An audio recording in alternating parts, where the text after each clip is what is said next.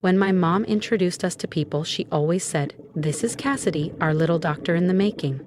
If I was there, I became, and this is her sister. No name, no details, just a blurry figure on the side. At first, I thought I was imagining it. Maybe I was being dramatic. But then came Cassidy's high school graduation, summer of 2019, Charleston, South Carolina. Everyone showed up in floral dresses and camera-ready grins. My name wasn't even on the custom cake. And when my mom gave her speech in front of all our relatives, she said, "To my brightest light." I was standing right beside the buffet table. Eventually, I stopped pushing back. I stopped asking why they never shared my art school scholarship on Facebook. Why they never drove up to Asheville to see my student exhibits. Why I didn't make the holiday cards anymore. I still remember the Christmas card from 2021. They wore matching green sweaters. Even the cat had a little one. Where I used to be, it was Cassidy, centered, holding the cat. My parents flanking her like they were posing for a magazine cover. They didn't crop me out. They restaged the entire shot. No one ever said I was cut off. But I learned that being erased doesn't take a scandal. It just takes silence. Polite indifference. My name is Ren Holloway, and if you ask my mother, she has one daughter. Then, last Tuesday, I got an email. Not from my family. Of course not. It was from the University of Charleston's alumni office. Cassidy's college, not mine. Subject: You're invited. Class of 2025 commencement highlights. I nearly deleted it, but something caught my eye. Keynote speaker, major contributor, and tech angel. Identity, to be revealed. I clicked, scrolled past the balloons, the donations, the parking map, and then I saw it. A blurred-out silhouette, the caption read, "Keynote investor, CEO of one of the fastest-growing medtech startups in rural America." Unconfirmed, but heavily rumored to be me. My heart didn't know whether to race or stop. No one knew I was behind Riverstone Diagnostics. I built it in the shadows, under a different name, through silent funding rounds and low-profile clinical partnerships. I didn't want the spotlight. I wanted space. I wanted peace. Until now. A few hours later, another email pinged into my inbox. This one wasn't meant for me. It was a messy chain of forwarded messages between my Aunt June and the rest of the family. Photos of Cassidy's graduation gown, the brunch menu, seating charts, and then one line from my mom. "Make sure Ren doesn't hear about it. The last thing we need is a distraction on Cassidy's big day." Distraction. That word struck harder than any insult ever had. They hadn't forgotten me. They'd planned around my absence. And for the first time in years, I didn't feel sad. I felt something colder, sharper. I wasn't going to crash the graduation. No, I was going to own the building next door. I sat in silence that night. No lights, no music. Just the fridge humming and my laptop screen glowing. Faint blue. Their words spun in the background like an old cassette. "She'll ruin it. She always makes it about herself." And I believed them, not suddenly. Like water wearing down stone, erosion over time. Until I wasn't sure where their voices ended and mine began. Maybe I was the problem. Maybe not coming home for Christmas, skipping birthdays, hiding my success behind legal aliases. Maybe that was cold. Or maybe it was survival. Even now, I didn't know. I stared at my reflection in the darkened laptop screen. Tired eyes, hoodie pulled halfway over a messy bun, the worn fabric of my Riverstone Diagnostics logo barely visible in the low light. This was who I had become. The girl they whispered had dropped out. The girl who walked away. No one ever saw me for what I really was. And if no one sees you, do you even exist? The next morning, I flipped open my laptop again. Logged into our investor platform. There it was, confirmation. University of Charleston, class of 2025 commencement, keynote speaker slot. Confirmed, name withheld for suspense. I hovered over the field marked display name. Typed 3 words, then clicked save. Ren Holloway, CEO. It started with a noise. a soft rustling at the back of my kitchen drawer. I wasn't looking for anything in particular. Maybe a takeout menu, maybe a charger. But my fingers brushed against an old piece of paper. A faded lunch receipt, nearly 5 years old. And on the back, scribbled in familiar handwriting, "You don't have to be loud to be powerful." My mother's handwriting. She used to leave notes like that, in books, in my coat pockets, before exams. She passed when I was 19. She never got to see any of this. But that note, it felt perfectly timed, like she'd planned it for this day.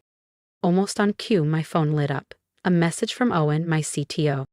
"Investor Summit locked, same campus, same weekend, you in?" And then it hit me. Cassidy's graduation would be right across the quad. Same university. Same date. Same hour. It felt poetic, like life had drawn a perfect circle and I was finally standing at the center. I opened 2 browser tabs. One for the summit itinerary. One for the university's graduation guest portal. Under guest name, I used a pseudonym. Reserved a front row seat. Not to speak, not to interrupt. I just wanted to watch, not heard. Them. The people who erased me. I wasn't trying to reclaim a seat at their dinner table. I was going to own the entire building next door. At 2:07 a.m., the confirmation emails landed. First, Investor Summit, seat confirmed. Then, University of Charleston graduation, front row ticket confirmed. 2 worlds, 1 campus, 1 weekend, and I had 1 foot in each. I didn't use my full name for the graduation ticket, just my initials, WH. I didn't want attention, not yet. I wanted proximity. I wanted to see the look on my father's face when he realized the daughter he'd written off still knew how to walk into a room without warning. That morning I packed light, a fitted black blazer, 1 simple dress, and a pair of low-heeled shoes I hadn't worn since the day I pitched Riverstone Diagnostics to a board of skeptical investors. No one asked if I had a degree. I didn't. What I did have was traction, data, a vision, and the resolve to make it real. As the train pulled into Charleston, I caught a glimpse of the old science building through the window, the same one I used to nap in between lectures, where Cassidy once told her friends I was just a dropout who wouldn't stop following her around. Now, my name was quietly listed in the summit itinerary, right next to Keynote. When I arrived at the graduation venue, the usher scanned my ticket and smiled. "This one was requested early. Reserve front row. Looks like someone really wanted you here." I smiled back. I guess they did. I sat 3rd seat from the aisle. Sunlight warmed the back of my neck. Rows of students began filing in. Robes, caps, polished shoes. No one noticed me, not yet. But I noticed everyone.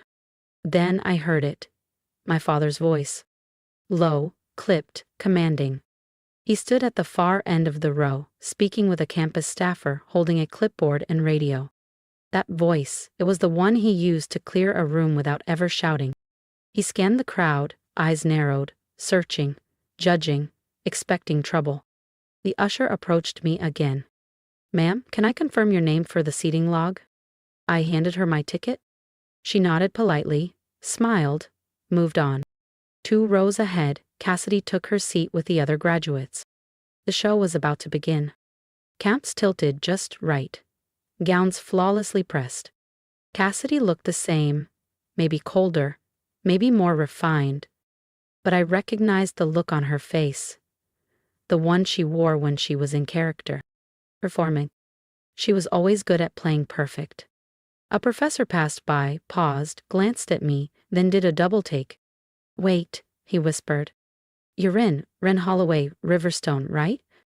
Oh, answer just gave him a small smile. "I read your white paper on decentralized diagnostics, your infrastructure model. It's revolutionary." He said it just loud enough for the 2 people behind me to glance over.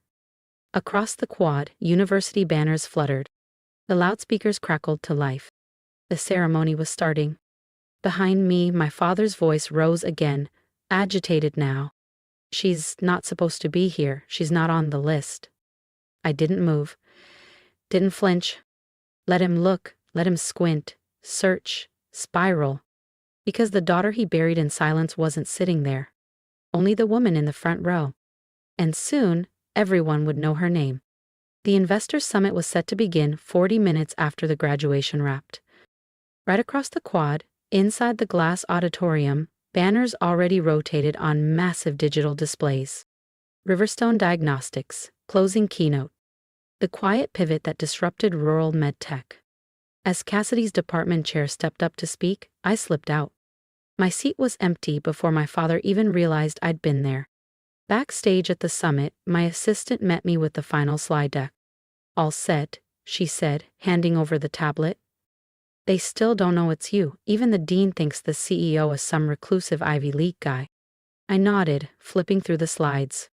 Charts, metrics, clinical growth curves, all solid.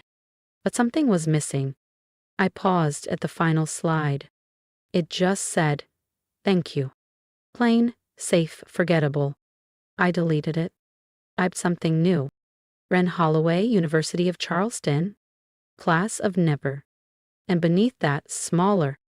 You erased me, so I built something permanent.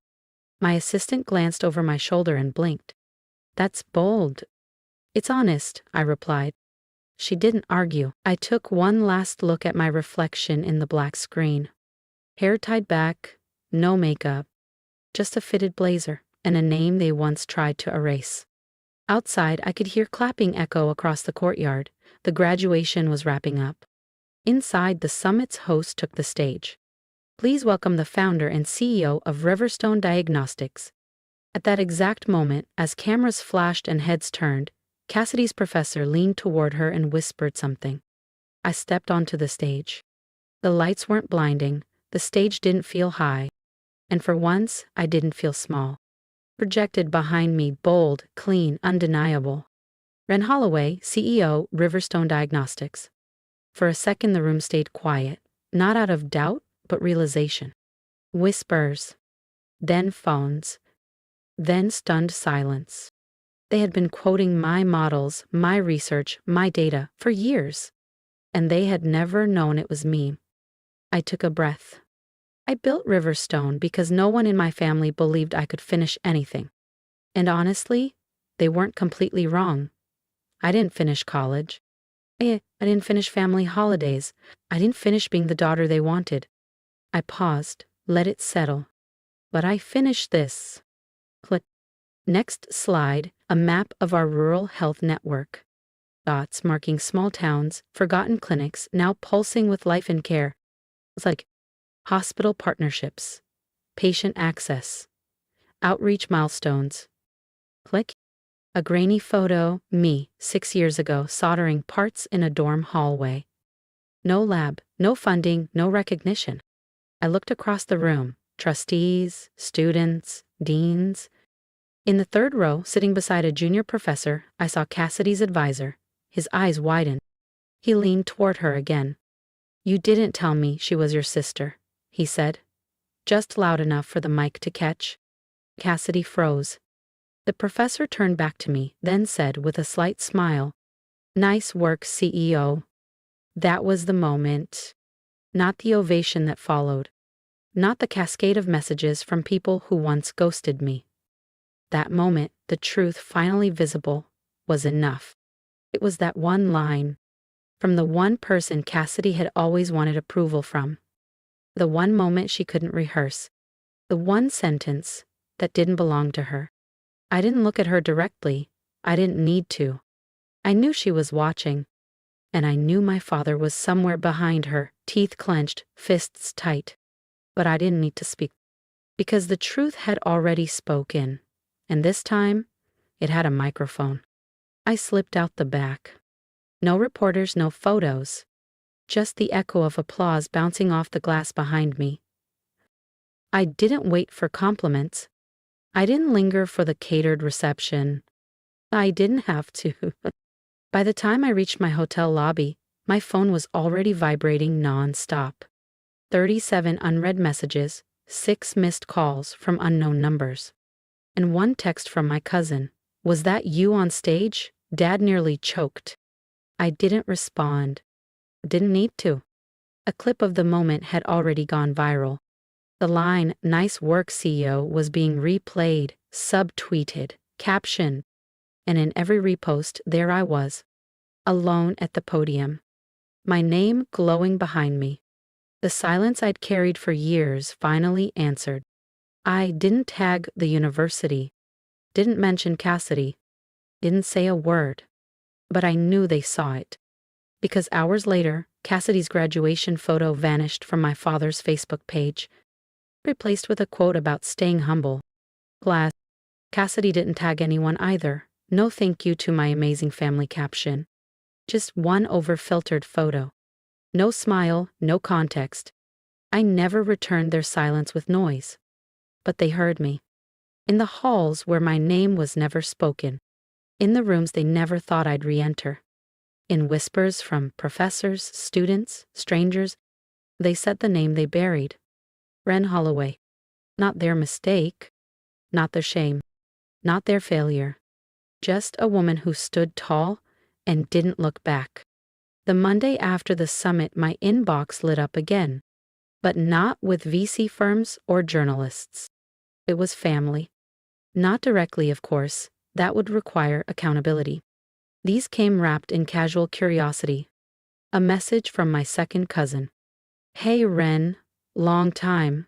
Just saw the keynote. Wow. Any chance you're hiring interns this summer?" An email from my father's old college friend. "Greg mentioned you're doing something in healthcare. Our son just graduated. Would love to connect." And then the boldest one of all, a LinkedIn message from Cassidy's boyfriend. We'd met once. He barely made eye contact. "No. Didn't realize Riverstone was yours. Truly impressive. Let me know if you're ever building a legal team." No mention of Cassidy. No apology. Just acknowledgement. That they finally saw me. Just doors opening. The same ones they shut in my face over a decade ago. I didn't respond to most of the messages after the summit, but I forwarded one to my assistant. "Put this one on the not in this lifetime list." She replied with a thumbs up. And a smiling skull. The irony wasn't lost on me. They used to call me a dropout. Said I'd be lucky to keep a desk job. Now they were asking me for one. They didn't notice when I became their cautionary tale. But they'd remember the day I became their missed opportunity. And the best part? I never raised my voice. I just raised the bar. They didn't erase me with cruelty. They erased me with silence. With cropped photos. With empty seats. Not violent. Just quiet. Intentional. Until even I wondered if I had ever been there at all. And when I finally walked away, no fight, no final word, they acted relieved. Like the family had healed.